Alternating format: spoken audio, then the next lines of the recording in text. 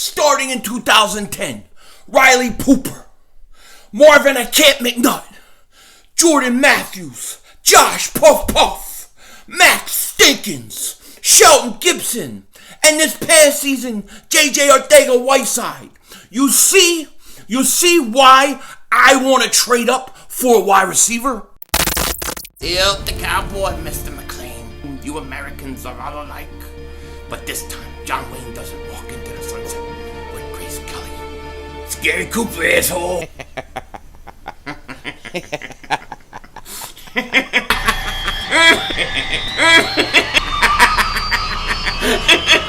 Oh, Dmac! Oh, shit! Oh, shit! That was crazy! Happy trails, Hans. Dallas still stinks. You're my nowhere, King Dingbat. Here, and you see that list? You see that stinking list? The only guy I left out of it was Nelson Stinkalar. It's just Nelson. And the reason I left him off that list was because Chip Dip Kelly drafted him. And we know what a dingbat he was. That list that I just read, for those that don't know, those are all the wide receivers since 2010 that Howie Roseman has drafted while he was in charge. This is why I cannot risk him taking a receiver in the second round, him taking the fourth or the fifth wide receiver. I can't risk it. Okay, I can't risk it. I don't care how deep it is. I don't risk it. I got to trade up, and I got to get the top guy, one of the top guys, the consensus top prospects is what we have to do. That list is horrendous, and I'll get more into it in a minute. But the first thing I got to say, Eli Face. Eli Face is no more. Truthfully, from the bottom of my heart, I want to congratulate Eli Manning on a wonderful Hall of Fame career. Yes, I said it, Hall of Fame. Eli Manning, in my opinion, and I've been one of the few Eagle fans that have said this over the years, I think he was an underrated quarterback. I think he was given a hard time, partly because he's in New York, maybe because Peyton's his brother and he puts up fantastic numbers. But the truth of the matter is, Eli Manning, in terms of always being able to play, winning 2 Super Bowls, the way in which they went into places like Dallas and to Green Bay and won, to go to the Super Bowl, beat New England Patriots, a team that was undefeated. You got to give it to him. You got to give it to him. So, in all seriousness, and respect for guys that your team plays against and your rivals with, congratulations to Eli Manning on a wonderful career, Hall of Famer, and I'm sure a lot of you Giant fans are proud of him. So I want to give my due respect to Eli Manning. Now, what's funny is, we're talking about Eli and his career. There's a lot of talk with Andy Reid going back to the Super Bowl, right? Because it's the first time he's been there since 2004. And we all see what's going on now with the McNabb Owens situation. So I thought, because I watched the whole thing, I was old enough to see the whole thing play out. This whole McNabb Owens thing is crazy, and it's resurfacing, and I knew it would. I knew as soon as I saw the interview of McNabb talking, I knew Owens was firing back. It was just a matter of how quick, and it didn't take long. Seriously, that's kind of what McNabb does, though. It's like he waits a while, or sometimes he'll give like backhanded comments, or he just that's the way he is. And he waited on this one for a while, and then boom, and Owens is going to hit back. And that was like the craziest situation. I'll never forget Terrell Owens doing push-ups and sit-ups in his driveway. Absolutely insane. Absolutely insane. And here's the thing. I was a huge Donovan McNabb fan, okay? I was a huge Donovan McNabb fan. Like, you see how I'm very big fan of Carson Wentz and I protect Carson. I was like that with Donovan McNabb. My dad wasn't, I was. We used to get in shouting matches. He would say, he's never going to win a Super Bowl. I'm like, you're crazy. He is going to win. Just give him weapons. I was a big McNabb guy. But when it came to the McNabb-Terrell Owens dispute, I understood where Terrell Owens was coming from. I was the first time I didn't take McNabb's side. I personally, and I like McNabb, I understood where Terrell Owens was coming from. You had heard the rumblings that McNabb was jealous of him, that there was issues about because look, for those that don't know, Terrell Owens could have owned the city of Philly. When he came in, everywhere you went, I remember going to train camp, everywhere was T.O. It was insane. And he says McNabb got a little jealous.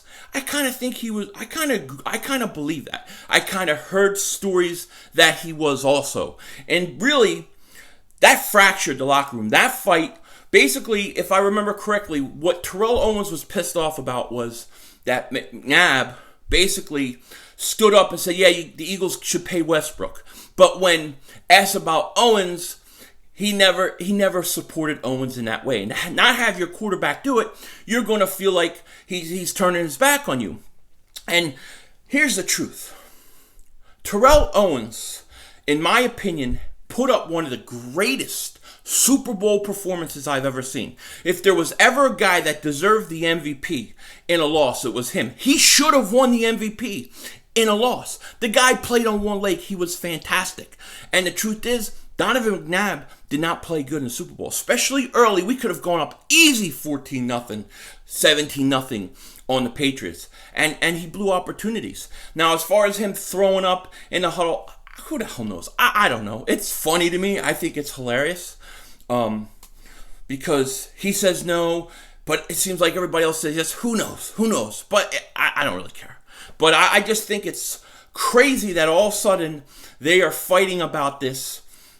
How many years later? 16 years later? Who cares? I think, I was listening to Anthony Gargano on the radio today. He made a good point. It's like, once the Eagles won the Super Bowl in 2017, all that kind of stuff mattered less. If we still hadn't won a Super Bowl and we were seeing Andy Reid go back, it would be even crazier. But I got to tell you, I'm entertained by the whole back and forth. I love it. But, on that issue, that was really the first time that I kind of was like, I disagree with Don McNabb. I think he should be standing up for Terrell Owens. And I was very, very upset that T.O. left. I never liked it. It always rubbed me the wrong way. And truthfully, I believe that it was a setup. I believe that Michael Irvin and the Dallas Cowboys planned to get Terrell Owens in trouble so he would get released so he would go to the Cowboys. I believe it was a plan. I believe this is one of my football conspiracy theories because Terrell Owens and Michael Irvin and Deion Sanders were friends. And I know they said, what's the worst thing you could say? What would cause you to get cut by the Eagles? Go after the franchise quarterback. Go after him and compare him to Brett Favre. And that's what Owens did on national TV. Then he had an apology and he didn't want to apologize. Then they sent him home and it was over. And next thing, they cut him at the end of the year and he's in Dallas right away.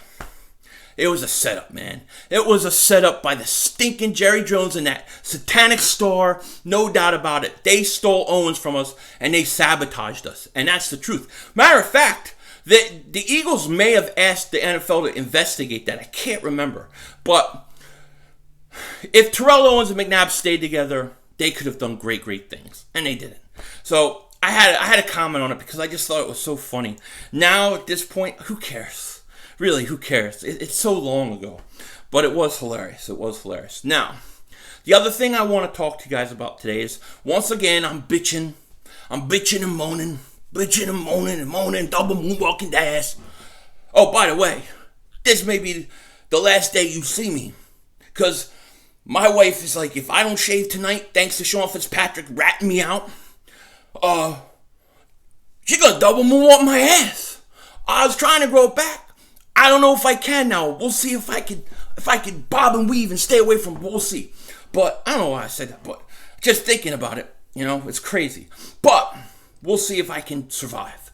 So, what the hell am I talking about? Oh, yeah. So I've been bitching and moaning about wide receivers and drafting wide receivers. Sorry, I had to go off on a spiel. I'm the one that moves. What are you going to do? So I've been bitching and moaning about the receivers, and I'm going to continue to do it because, not every video, but I'm adamant that you have to draft a wide receiver in the first round and you have to trade up. I believe that wholeheartedly, okay? Has to happen. Has to happen. And I read you that list. And I don't know if I said this earlier, but the only guy I left out was Aguilar because it's just Nelson's a chip dip pick. But all these receiver picks have been horrible. This is why you have a 33-year-old and a 30-year-old wide receivers right now that get hurt because we've done a horrible job drafting one.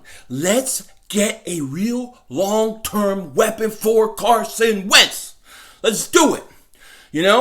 Now, I was reading an article today. And it was talking about possible guys who have a legitimate chance, maybe not a great chance, but could possibly be traded.